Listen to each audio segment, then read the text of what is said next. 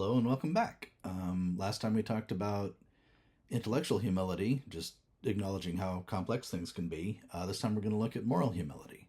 So that's when we acknowledge that basically we've made mistakes too. Morally speaking, I've done a lot of wrong. I can't expect you to be perfect if I'm not perfect, right? Right. I've inconvenienced a lot of people and really appreciated when they've been kind to me when I've done that, right? So sorry, I'm smiling because I've inconvenienced people more than you have because you're far more perfect than I don't know. Nah, I accept your challenge. But basically, it's not fair to expect my spouse to not make mistakes because I too have made mistakes. Although it's very easy to just ignore our own mistakes, right? So St. Catherine of Siena says that self-knowledge is the dwelling in which we discover our own lowliness, and this makes us humble. We're talking about humility, right? And self-knowledge really is huge. St. Catherine, she's a doctor of the church, but she's not the only doctor of the church who talks about the importance of self-knowledge, of the importance of knowing yourself, because that helps us in our struggles of becoming humble, which again helps in marital communication.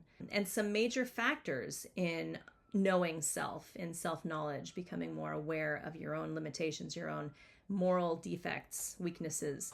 One of them is an examination of conscience. I think many Catholics do an examination of conscience before they go to confession, which is excellent.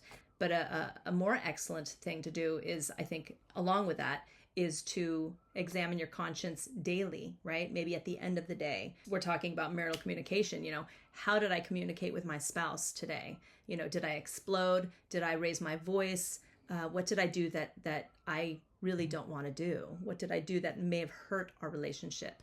So examining your conscience and focusing on learning more about your own limitations, your own weaknesses in communication is a good way to grow in marital communication.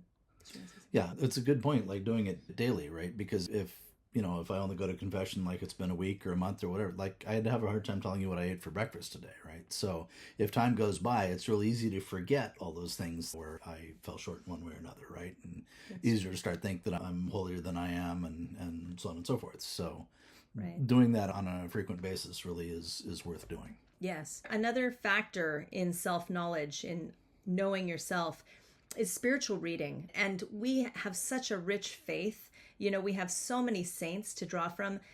At our church, we have the gift shop, which is just filled with amazing books about the saints. I'm talking about St. Catherine of Siena, her writings, the St. Teresa of Avila, The Way of Perfection, St. Therese of Lisieux, Her Little Way. I mean, there's so many rich books for spiritual reading. And why does that help in self-knowledge? Well, if you're looking at the life of a saint, it's much easier to have some how do you call it, like a contrast, right? Yeah. Like compare, like, oh, okay, well, I see how that's different than my life. Yeah. Right, exactly. So you're able to compare yourself and think, okay, I'm not doing that. Maybe I should be. That'll help in loving my spouse. That'll help in communicating better with my spouse.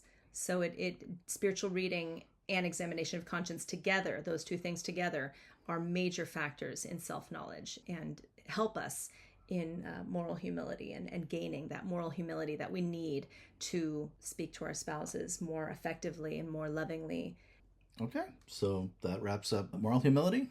So it's about us acknowledging our own weaknesses in a sense, and how it's easy to make mistakes and be patient and charitable towards our spouse. Yeah, so maybe we can challenge our listeners to start examining their consciences nightly and maybe pick up some spiritual reading. I do 15 minutes a day. Even 10 minutes a day is huge.